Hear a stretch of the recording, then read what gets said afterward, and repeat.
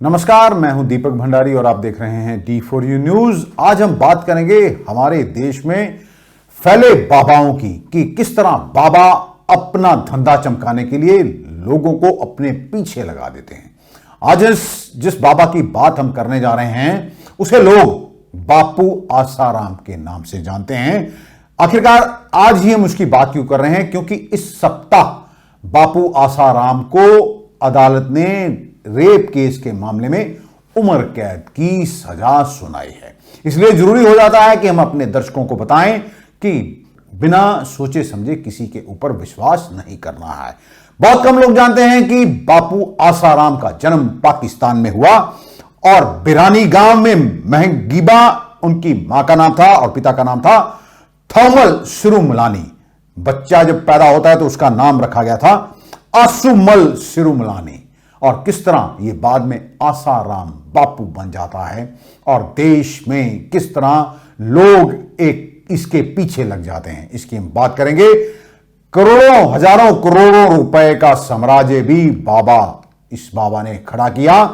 इस पर किस तरह केस दर्ज हैं, इस पर भी हम बात करेंगे। किस तरह ये जेल में जाता है, इस पर भी हम बात करेंगे। हजारों लोग जब किसी के सामने नतमस्तक होते हैं, उसे पूजते हैं, उसे भगवान का दर्जा देते हैं, उसे अपना ईश्वर कहते हैं, तो जाहिर है कि हर किसी का दिमाग खराब हो जाएगा। और यही कुछ हुआ बापू आसाराम के साथ। हर रोज वह किस तरह अपने भक्तों के साथ डांस करता था और कई बार तो होली भी खेलता था। बापू आसाराम की कहानी बड़ी दिलचस्प है। कभी वह तांगा चलाता था और तांगा चलाते चलाते वह बाद में से एक संत बन बैठा और आखिरकार उसे भगवान का दर्जा कैसे मिला ये आपको बताएंगे। शायद बापू आसाराम का साम्राज्य कभी ढहता नहीं यदि वह हदें पार नहीं करता। उसने सबसे पहले अपने एक आश्रम की एक बच्ची के साथ दुष्कर्म किया, तभी उस पर मामला दर्ज हुआ। तब से वह जेल में बंद है। हालांकि कई बार बापू आसाराम गुहार लगा चुका है कि मुझे बाहर आने दिया जाए, लेकिन उसकी अर्जी स्वीकार नहीं हो रही है। बापू आसाराम यदि कहा जाए तो ये स्वयंभू संत है जिसके देश भर में लाखों अनुयायी हैं। लेकिन यह बात हैरान करने वाली है कि उस पर बलात्कार के कई मामले दर्ज हैं। उसे उत्तर प्रदेश की 16 साल की एक लड़की के बलात्कार के मामले में सजा सुनाई जा चुकी है। इस मामले में वह जोधपुर जेल में उम्र कैद की सजा काट रहा है। कई बार आसाराम कानून के शिकंजे में फंसा।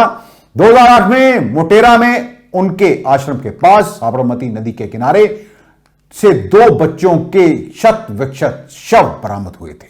इन बच्चों के शरीर पर कुछ निशान थे और इनमें से कुछ अंग भी गायब थे। तब गुजरात पुलिस ने 2009 में उसके 7 अनुयायियों पर बच्चों की हत्या का मामला दर्ज किया था। अगस्त 2013 में दिल्ली पुलिस ने मामला दर्ज किया कि बापू ने अपने ही आश्रम की एक बच्ची के साथ घिनौनी हरकत की है। इंदौर से अगस्त 2013 में उसकी गिरफ्तारी होती है। आपको नहीं लगता कि आसाराम बापू की जिंदगी का सफर खासा दिलचस्प रहा है? दरअसल 1941 में पाकिस्तान के बिरानी गांव में महंगीबा और थौमल सिरुमलानी के घर एक बच्चा पैदा होता है। उसका नाम रखा जाता है आसुमल सिरुमलानी। बंटवारे के बाद इस बच्चे का परिवार अहमदाबाद चला आया। पिता कोयले और लकड़ी के कारोबारी थे, तो पिता की मौत के बाद आसुमल सिरुमलानी यानी कि आज का बापू आसाराम उसने उनका पुश्तैनी कारोबार संभाल लिया। लेकिन जल्द ही आसुमल का परिवार गुजरात से महसाना जिले के वीजापुर चला आया। इस दौरान किशोर आसुमल घर से अक्सर दूर रहता और आध्यात्मिकता की तरफ वह जा रहा था। अपनी कोशिशों में वह कामयाब हो भी गया। उसके परिवार को लगा था कि यदि इसे शादी के बंधन में बांध देंगे तो यह टिक कर बैठ जाएगा। और ऐसा कहा जाता है कि 15 साल की उम्र में वह अपनी शादी के ठीक पहले एक आश्रम में चला गया था। परिवार ने उसे मनाया और वापस ले आए और उसकी तुरंत शादी लक्ष्मी देवी से कर डाली। शादी के बाद उसके 2 बच्चे पैदा हुए, बेटा नारायण साईं और बेटी भारती देवी। लेकिन आसुमल का मन शादी के बाद भी घर में रमा नहीं और 23 साल की उम्र में एक बार फिर से वो घर से भाग निकला।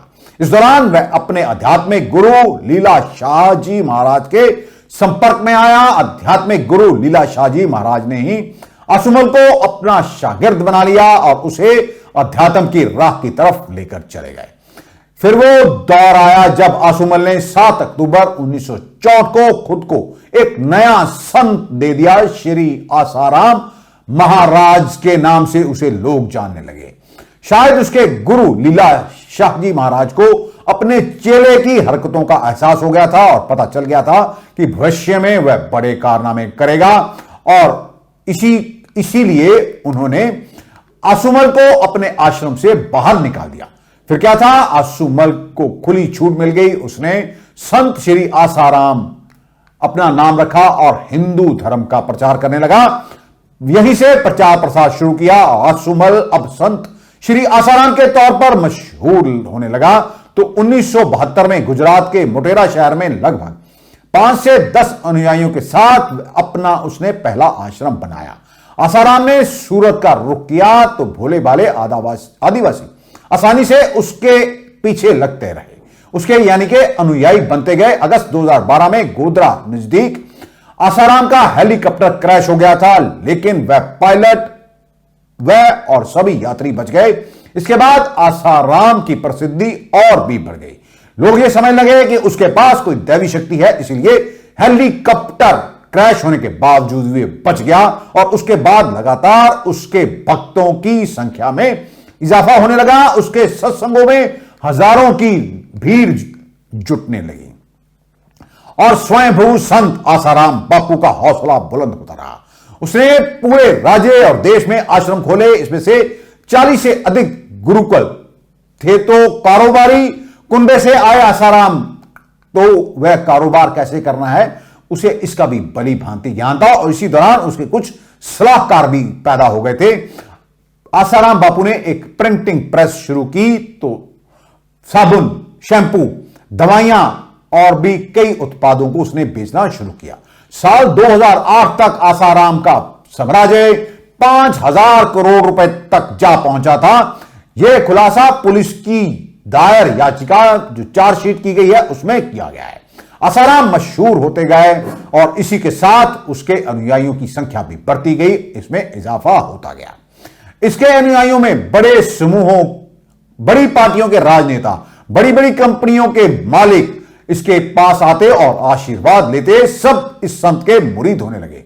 कांग्रेस के साथ ही बीजेपी की सरकारों ने उनके प्रोजेक्ट्स के लिए जमीन भी दी।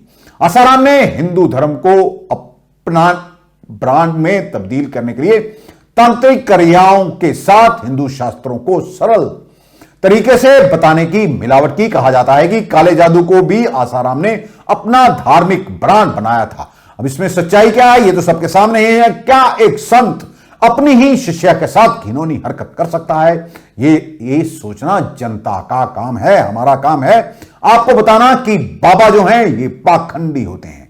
इनके पीछे मत लगें क्योंकि इनके पास कोई दैवी शक्ति नहीं हो। अगर दैविक शक्ति ही इनके पास हो तो फिर ये देश की और प्रदेशों की गिरती अर्थव्यवस्था को क्यों नहीं संभाल पा रहे, बेरोजगारों को नौकरी क्यों नहीं दिलवा पा रहे। ये वैसे ये कुदरत का उसूल है, जिस किसी के ऊपर भी परेशानी आती है कुदरत इतनी बलवान है कि उसका काम कभी ना कभी संवर जाता है। इसका मतलब ये नहीं कि आप जहां जिस कहीं के संत के जाके पैर पकड़ रहे हैं वही आपका काम करवा रहा है, और उसकी ऐसी बात नहीं है कि उसकी सीधी भगवान से बात हो। यदि ऐसा होता तो संत आसाराम बापू के जेलों के द्वार भी अपने आप खुल गए होते। अब आसाराम आसुमल ने कुछ तांत्रिकों से सम्मोहन कला भी हासिल की, ऐसा कहा जाता है।